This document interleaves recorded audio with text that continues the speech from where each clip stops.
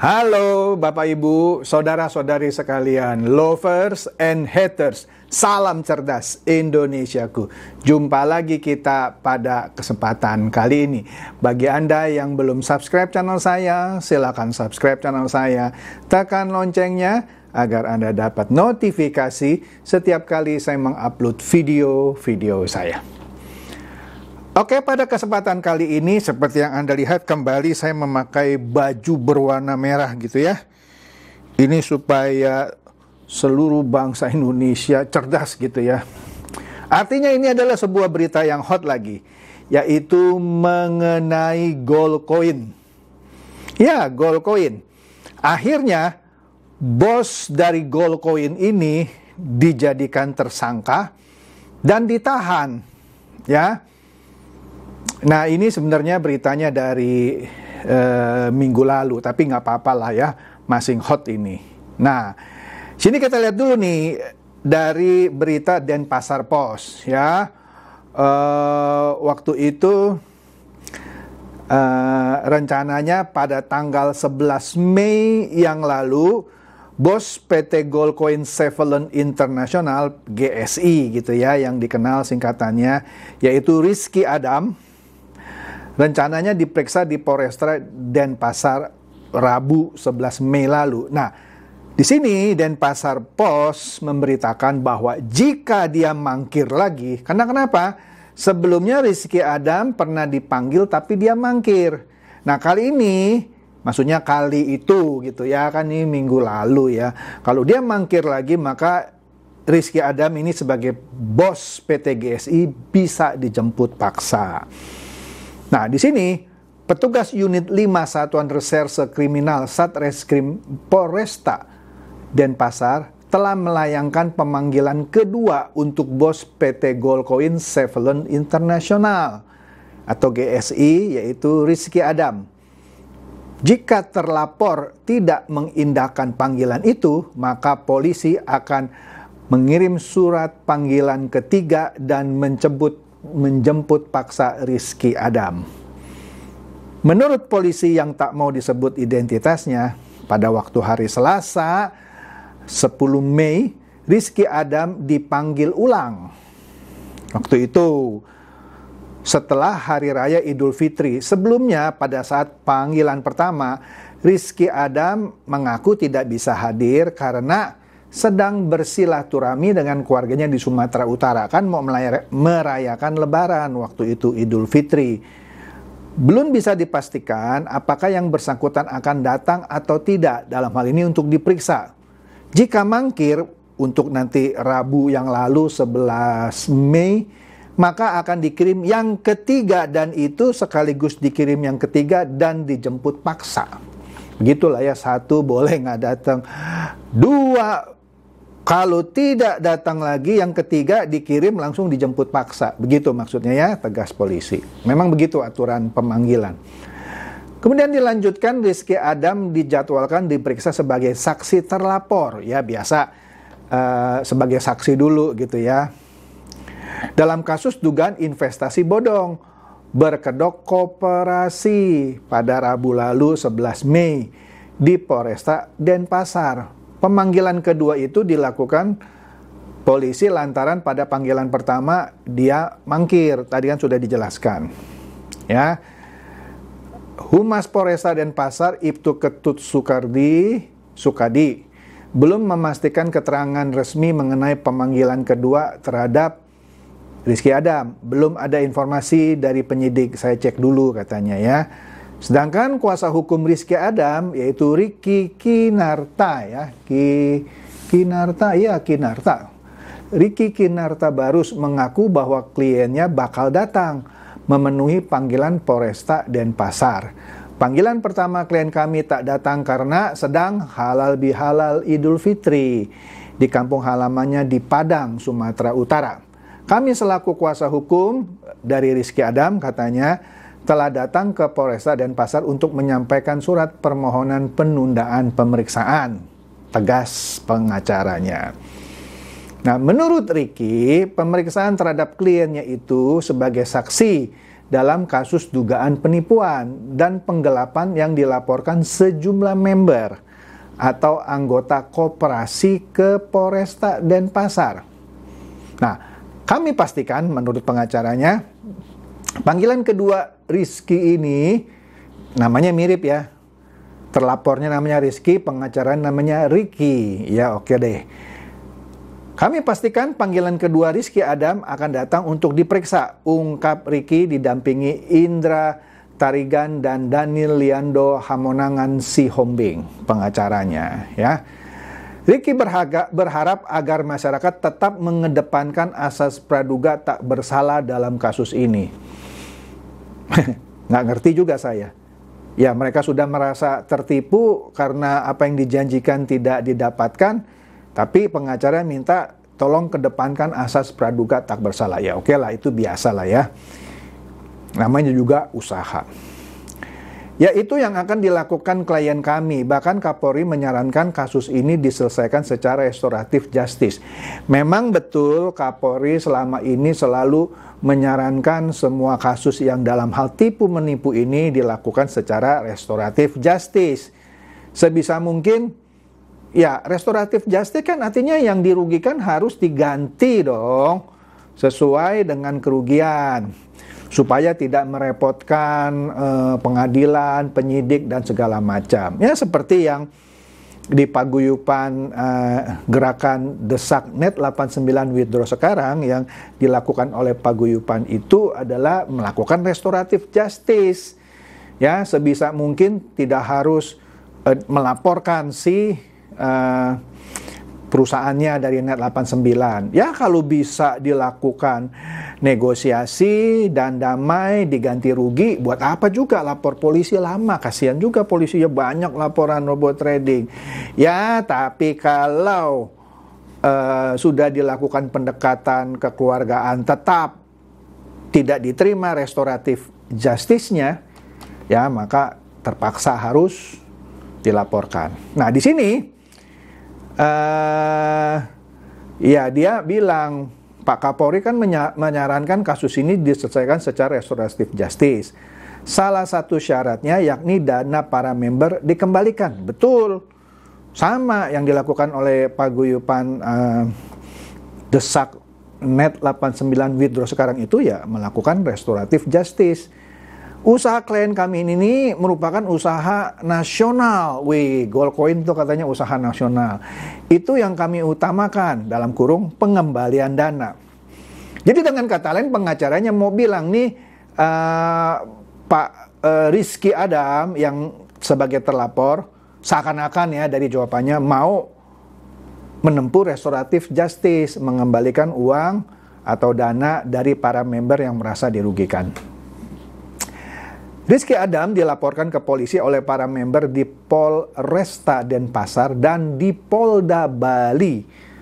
Laporan di Polresta Denpasar yakni LP-362-4 April maksudnya ya 2022-SPKT Satreskrim Polresta DPS Denpasar maksudnya ya _Polda Bali tertanggal 9 April 2022. Sedangkan laporan di Polda Bali bernomor Dumas _280 _4 Romawi _2022 SPKT Polda Bali tertanggal 8 April 2022 dan masih dalam proses. Artinya kasus Goldcoin ini dilaporkan para member, ada yang melapor ke Polresta, ada yang melapor ke Polda. Ya.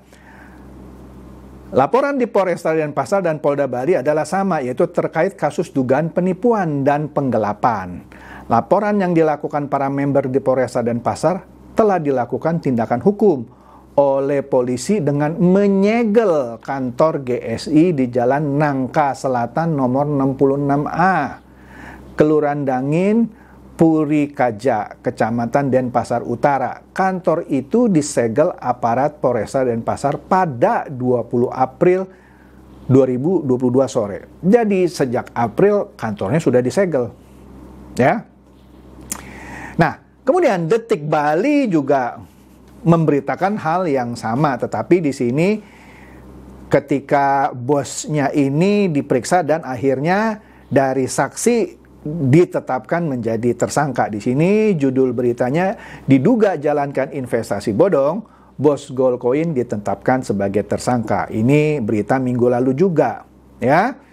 Di sini dikatakan pemilik atau bos Goldcoin Cephallon International GSI yang bernama Rizky Adam akhirnya ditetapkan sebagai tersangka. Dari awalnya sebagai saksi, ya, oleh penyidik Polresta Denpasar. Ia ditetapkan tersangka usai memenuhi panggilan penyidik pada Rabu 11 Mei 2022. Artinya pada panggilan kedua tanpa harus menunggu panggilan ketiga dan dijemput, dia akhirnya datang, ya. Dia akhirnya datang sepertinya sudah selesai dia silaturahmi di Sumatera. Benar katanya, ditetapkan sebagai tersangka, kata Kepala Seksi Hubungan Masyarakat Kasihumas Polresta Denpasar Ibtu Iketut Sukadi dalam pesan singkatnya kepada Detik Bali Jumat 13 Mei. Menurut Sukadi, penyidik langsung menetapkan Rizky Adam sebagai tersangka pada hari pemeriksaan sekitar pukul 10 waktu Indonesia bagian tengah, WITA. Rizky Adam kemudian langsung ditahan usai ditetapkan sebagai tersangka. Jadi pada hari itu juga, ya, sepertinya dia diperiksa dari pagi dan malamnya ditetapkan sebagai tersangka. Pada hari pemeriksaan itu jam 10 malam, ya, tadi sudah diterangkan ditetapkan sebagai tersangka. Benar, yang bersangkutan langsung ditahan. Jelas Pak Sukadi, ya. Menurut Sukadi, Rizky Adam dijerat dengan pasal 378 penipuan dan atau 372 Kitab Undang-Undang Hukum Pidana KUHP oleh penyidik Unit 5 Satuan Reserse Kriminal Satreskrim Polresta Denpasar. Sebelumnya Rizky Adam akhirnya memenuhi panggilan penyidik Polresta Denpasar yang kedua, ya, untuk dilakukan pemeriksaan. Ia diperiksa atas dugaan investasi bodong, ya, yang dilaporkan oleh banyak orang di Denpasar. Awalnya Rizky Adam sempat mangkir pada panggilan pertama, ya kan? Melalui kuasa hukumnya, Rizky Adam sempat mengajukan surat penundaan pemeriksaan. Tadi sudah dijelaskan dari media Denpasar Post. Surat penundaan pemeriksaan dikirimkan lantaran Rizky Adam mengaku belum bisa memenuhi panggilan penyidik Polresta Denpasar maksudnya, karena masih merayakan Hari Raya Idul Fitri bersama keluarga di Padang, Sumatera Barat. Rizky Adam akhirnya memenuhi panggilan penyidik Satreskrim Polresta Denpasar pada pemanggilan kedua, yaitu Rabu 11 Mei 2022. Saat pemanggilan kedua, Rizky Adam dijadwalkan memenuhi pemeriksaan penyidik yang dimulai dari jam 10 pagi di Unit 5 Satuan Reserse Kriminal Satreskrim Polresta Denpasar. Nah, saat pemanggilan kedua, ya tadi sudah diteraskan, ya, meski dijadwalkan diperiksa mulai pukul 10, ya, akhirnya pada pukul 6 sore dia juga belum keluar. Sehingga akhirnya diketahui pada jam 10 malam dinyatakan sebagai tersangka dan langsung ditahan. Nah, di sini menariknya, betul dia sudah dijadikan tersangka dan ditahan. Kan di awal di Denpasar Post pengacaranya menyebut-nyebut restoratif justice gitu, ya, seakan-akan mau mengupayakan agar kerugian para anggota koperasi Goldcoin ini mau diupayakan untuk diganti. Cuma dari pemeriksaan ini tidak dijelaskan, kan sudah ditahan nih. Apakah ketika setelah ditahan kemudian Rizky Adam, bos dari Goldcoin ini, menyanggupi misalnya, oke lah kita lakukan restoratif justice, mana kerugiannya siapa saja, dan terus diganti. Harusnya dia, kalau dia mau menempuh restoratif justice, maka ya bisa dicabut lah itu laporannya dan diselesaikan. Tapi berita ini tidak dijelaskan apakah Rizky Adam melalui para pengacaranya, antara lain Pak Riki tadi, benar serius mau melakukan restoratif justice. Tentu para korban senang gitu, ya, kalau benar Rizky Adam mau menempuh restoratif justice, mengganti kerugian. Ya jika tidak, ya harus diproses, ditahan, dan disitalah aset-asetnya. Dan seperti yang pernah disebutkan oleh Pak Kabar Eskrim, kalau hasil sitaannya itu, kalau para pelapor itu menunjuk kuasa hukum, bisa diusahakan hasil sitaan asetnya dikembalikan kepada para korban. Jadi sini makin menarik ya. Sekarang sudah pada pintar gitu ya. Jadi hasil sitaan bisa dituntut untuk dikembalikan ke para korban. Saya sudah bahas sebelumnya yang Evo Trade ya. Sitaannya 395 miliar rupiah. Sayangnya yang pelapornya nggak gitu banyak. Jadi kalau pelapornya cuma sedikit bisa kembali 100% itu. Karena yang aset yang disita, uang yang disita di bank katanya 395 miliar. Ya salah sendiri bagi yang tidak melapor. Makanya jangan ragu-ragu kalau Anda tertipu investasi bodong, robot trading. Ikutlah paguyupan manapun. Kan banyak kan. Di antara ini korban membentuk paguyupan-paguyupan. Ya Anda pilih aja. Yang Anda rasa cocok, ikut. Daripada Anda diem saja, diem sudah pasti uang nggak kembali. Diem pasti uang tidak kembali. Ya Anda harus ngadu. Sebaiknya Anda ikut paguyupan yang menunjuk kuasa hukum. Kalau Anda lapor sendiri ke kepolisian bisa juga sih, gratis sih ya. Cuman bagaimana Anda mengajukan tuntutannya untuk dikembalikan ke Anda? Ya kan? Paling dieksekusi laporan sebagai tindak pidana saja, sebagai hukuman penjara. Tetapi tuntutan untuk pengembaliannya bagaimana kalau Anda lapor sendiri? Oke? Jadi demikian saja bahasan saya yang menarik kali ini mengenai ditahannya bos atau pemilik koperasi Goldcoin di Bali. Semoga ini mencerdaskan dan mencerahkan Anda semua. Silakan share video saya ini kepada teman-teman, sahabat atau kerabat supaya mereka tambah cerdas dan tercerahkan. Seperti biasa, terima kasih.